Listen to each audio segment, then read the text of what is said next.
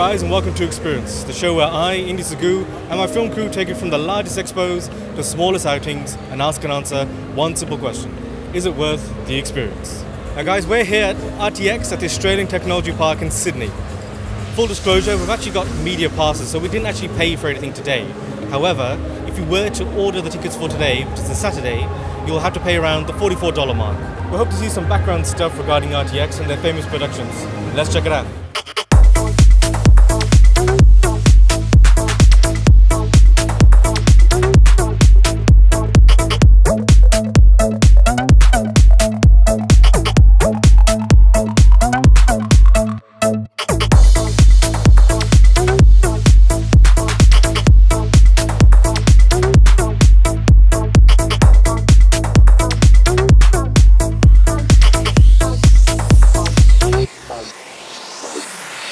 Hey guys, we're here with Yosha and Michael, and they've made the game called Projection. So guys, can you tell me a little bit more about this game and how you thought about it? I'll start off quickly. So this game is about shadow puppets. We made a mechanic about light manipulation and moving shadows, and then it rolled on from there that we decided to go with shadow puppets. It was like a one hour prototype that happened in a jam, and the guy went, "This is kind of cool." We roll with it. So yeah, it proceeded from there.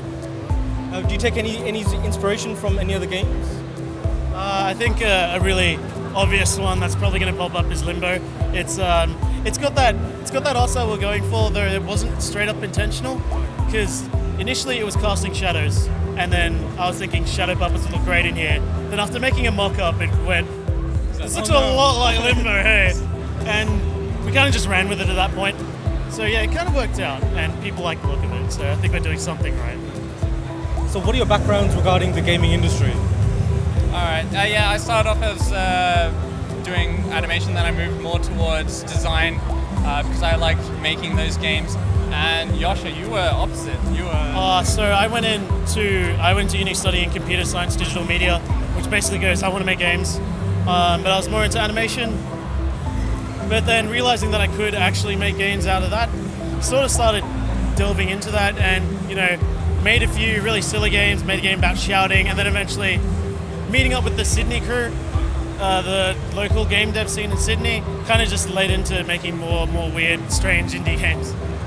Fantastic. So is the game available for download, or? Currently it's still really early in development, so it's probably like another year and a half maybe until we get to that point, but yeah. Fantastic. So from what I can see here, you've got two main colours. Will there ever be a time in the game, without giving too much away, where there'll be more, or will there be a more colourful world? Thinking about it, potentially. Yeah, we once we knew that we were going with shadow puppets, we tried to make sure that we kept the aesthetic, and so shadow puppets have always been just on this blank screen, and so we always try and keep the blank screen and add more variety through how much light there is. Although there has been other colours before we've seen in shadow puppets, so we could actually go into that and look into. Basically try to be as true to the original shadow puppet medium as possible. So I mean, all the characters are actually modelled after real shadow puppets, and they articulate the same way. And so there have been we could probably pull off some certain things like different coloured lights, etc. But yeah, we don't want to stray too far from the original inspiration. Now, given my history isn't that great, but I know Indonesia uses shadow puppets as well. Would you take some inspiration from there? Oh yeah, definitely. So I'm Indonesian myself, and currently our game, what she's doing, she's sort of bringing light to these lost cultures, lost worlds, etc. So even in this build, we actually have some wayang or Indonesian shadow puppets, and we're planning to have Chinese as well as Greek and Turkish, as well as the sort of 19th century European kind of shadow puppetry as well. Yeah. Well, guys, it's a great game, and I hope it gets bigger and better. Cheers. Yeah. Thank you very much. Me too. Thank you very much. Cheers. Thank you. Thanks a lot.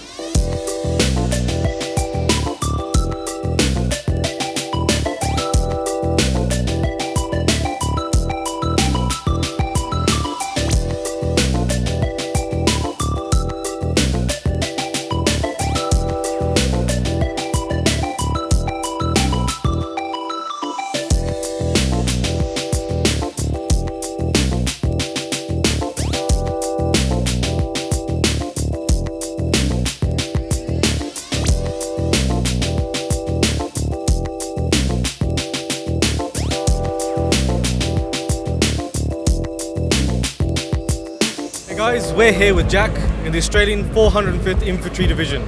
Jack, thank you very much for having us. So just to start off with, could you give us a brief history of the 405th Infantry Division? Sure. 405th didn't really start off until about maybe 2006, but there were a couple of people out there that had Halo costumes for Halo 2 and Halo 3. Around about when Halo 3 came out, kind of kicked it off. A guy named Adam Grumbo actually started up the 405th, started up a forum, started bringing people in, and once that kind of started, it gained momentum and just kept rolling. So are all these suits like handmade, or are some of them bought?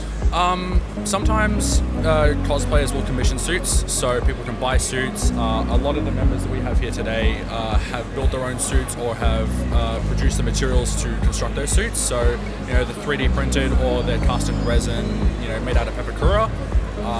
But a lot of us here today are foam oriented. Kelly's helmet is 3D printed and that's pepakura resin. So a lot of stuff. So how large is the community of 405th? I'd say, we're not, Australia-wide, we're not very big. We've got about maybe 150 or so active Spartans at the moment. Worldwide, I wouldn't be able to give you an accurate number, just because there's been so many over the years, and who knows if they're even still active. But at the end of the day, there's lots of us. Fantastic, fantastic. So we've got different colours. Do they, like myself, I played Halo 1 back in the day, and that was usually just one main colour. So do some of the colours that you guys have made and customised, do they have any special meaning? Well, I mean, depending on the character, we've got Linda 058 from Blue Team and Kelly 087 from Blue Team, so their armour might be blue, they've got blue stripes to signify they're in Blue Team. We've got Cortana, who's obviously is blue. We've got Master Chief, also part of Blue Team, but he's a little bit old school, so he's got the cool olive drab and stuff like that. But also when people make their suits, they might choose a color that they themselves like. Sam's suit, he really likes the whole kind of sand tan sort of color. So yeah, whatever works for the person works for them. So what are the plans for the future for the 405th? Keep expanding, keep recruiting more Spartans, and just making sure we're having fun at the end of the day, because that's what it's all about. And just curious, on a personal note, why 405th? Was there the 404 beforehand? Was there anything? It just didn't stick, or?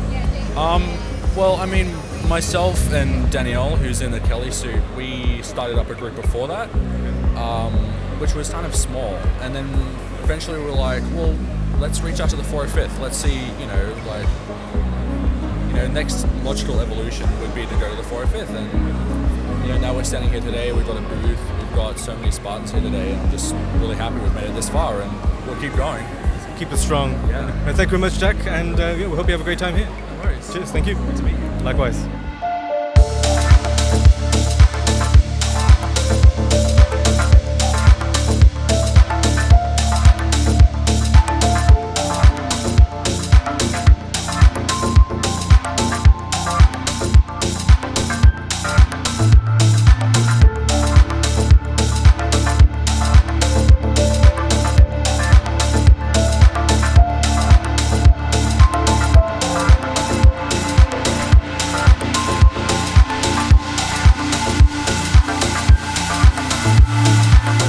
We're here with Justin from Samurai Punk. How are you doing, Justin? I'm doing great, thanks. That's very good, thank you very much. You're here with Screen Cheat.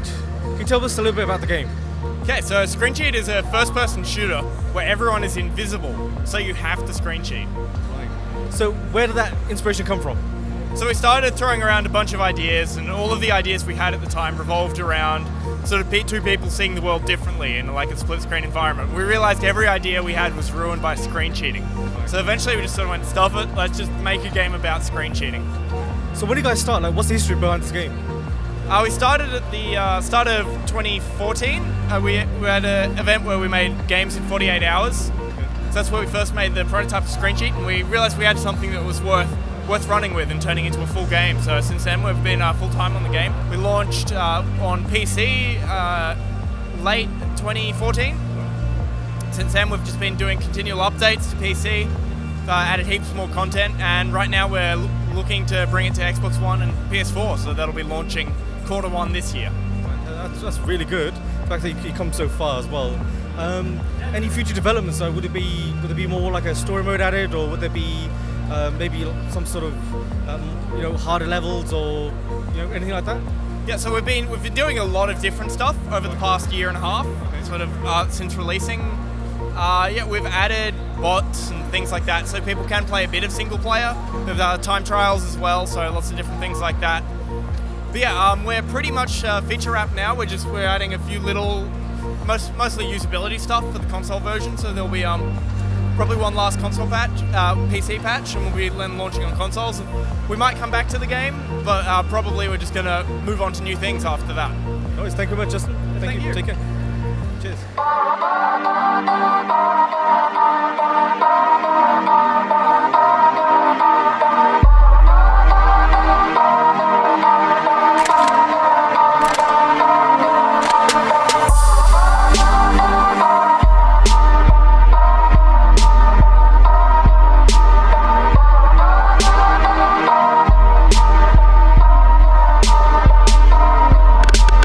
Hey guys, that was RTX Australia for 2016.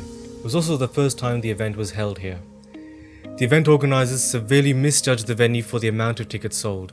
It was cramped, the lines were massive, and the heat was almost unbearable, despite the fact it was cool and windy outside. These complaints were echoed by vendors, patrons, and even some of the staff.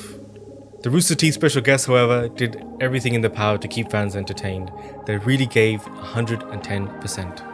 Even during their downtime, they went around meeting and greeting fans. Despite the fact that we didn't get any interviews with them, it was a pleasure to see them giving their all throughout the day. Unfortunately, it wasn't worth the experience. However, we've been told that RTX will be held at a different venue next year, so hopefully they'll rectify some of these issues. Until then, we hope to see you for the next experience. Cheers.